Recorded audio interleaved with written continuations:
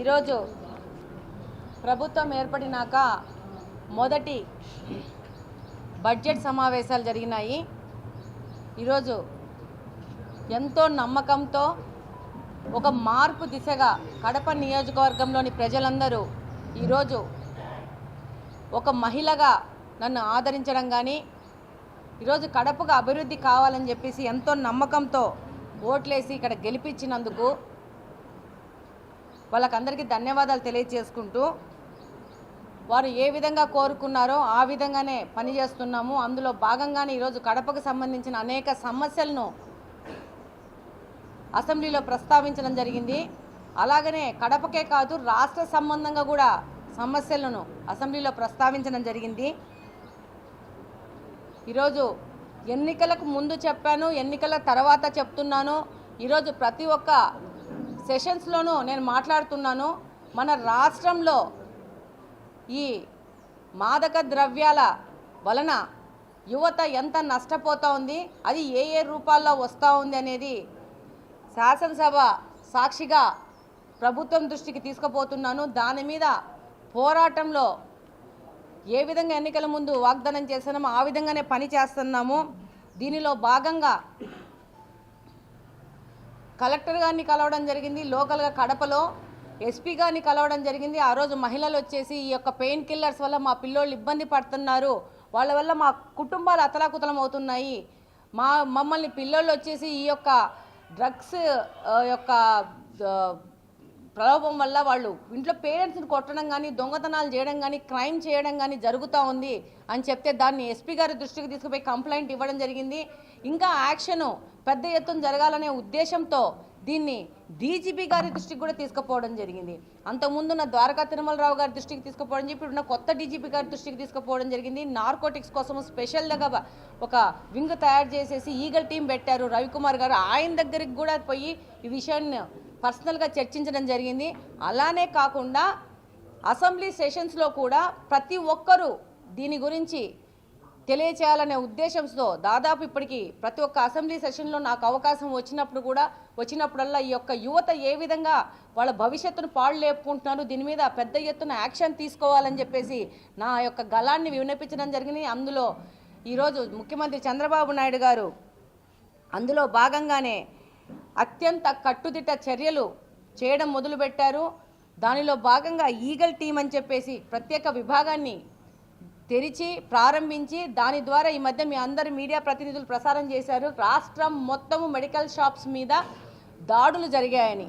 ఈ విధంగా పెయిన్ కిల్లర్స్ని అన్ఆథరైజ్డ్గా ఏ విధమైన ప్రిస్క్రిప్షన్ లేకుండా ఈ మెడికల్ షాప్స్ వాళ్ళు ఒక లాభం కోసం యువతను రాష్ట్రాన్ని పాడు లేపే కార్యక్రమంలో ఈ యొక్క దుర్మార్గులు వెళ్ళిన యాంటీ సోషల్ ఎలిమెంట్స్ అనొచ్చు. గన్ను పెట్టి కాలిస్తే ఒకరోజు ఒక వ్యక్తి వెళ్ళిపోతాడు, కానీ ఈ యొక్క విధమైన కార్యక్రమాల వల్ల వాళ్ళ స్వార్థాల వల్ల డబ్బు అవినీతితో సంపాదిద్దన్న ఉద్దేశంతో ఈ విధమైన ప్రాక్టీస్ను పిల్లలకు పరిచయం చేసి పెద్ద ఎత్తున రాష్ట్రానికి, రాష్ట్ర భవిష్యత్తుకు, రాష్ట్ర ఉత్పాదనకు, అభివృద్ధికి తోడ్పడాల్సిన యువతను పెద్ద ఎత్తున వీళ్ళు ప్రమాదకర మార్గంలోకి తోస్తూ ఉంటారు. దీని మీద ప్రతి ఒక్కరూ స్పందించాల్సిన అవసరం ఉంది. కాబట్టే దీన్ని ఇన్నిసార్లు అసెంబ్లీ దృష్టికి తీసుకుపోవడము, పెద్దల దృష్టికి తీసుకుపోవడము, అందులో భాగంగానే ఈ యొక్క రైట్స్ జరగడము. ఇక్కడి నుంచి ముందుకు కూడా డెఫినెట్గా పెద్ద ఎత్తున పోరాటం జరుగుతుంది. మన వంతు, మన ప్రయత్నము, మన కష్టం మనం పడాలా, రిజల్ట్ దానికంతా వస్తుంది. యువతకు మంచి భవిష్యత్తు ఇస్తే రాష్ట్రం ఆటోమేటిక్గా అభివృద్ధి చెందుతుందని ఒక గట్టి నమ్మకంతో పనిచేస్తున్నాము.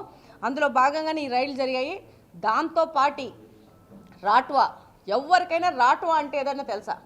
రాక్వా అంటే ఎవరికైనా తెలుసా?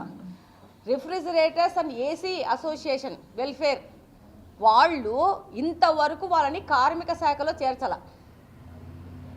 పెద్ద ఎత్తున మెకానిక్స్, ఎలక్ట్రీషియన్స్ వీళ్ళందరూ ఇబ్బంది పడుతూ ఉన్నారు. వాళ్ళని చేర్చకపోవడం వల్ల ఏం జరుగుతూ ఉంది అంటున్నారు, వాళ్ళకి రావాల్సిన గవర్నమెంట్ నుంచి రావాల్సిన బెనిఫిట్స్ కానీ, ఆసరా పథకం నుంచి రావాల్సిన వాళ్ళకు స్కీమ్స్ కానీ వాళ్ళకి అందటం లేదు.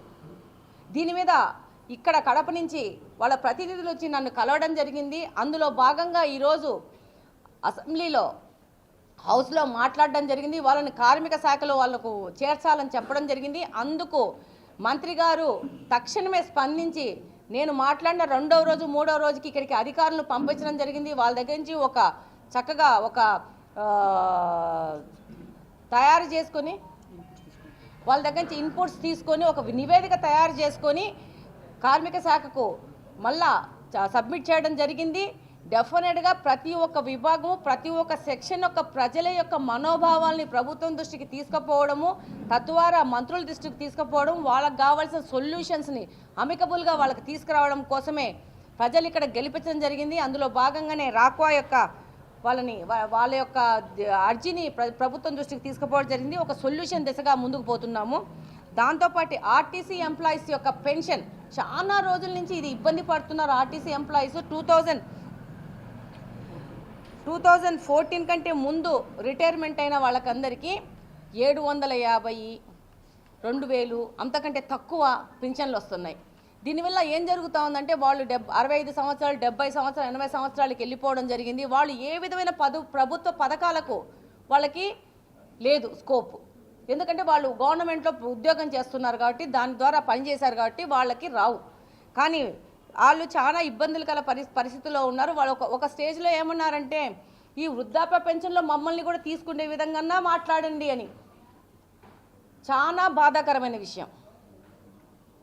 ముసిలోళ్ళు, రిటైర్డ్ ఉద్యోగస్తులు, ఆర్టీసీలో ఉన్నవాళ్ళు, వాళ్ళకి ఈరోజు ప్రభుత్వం దృష్టికి తీసుకుపోవడం జరిగింది.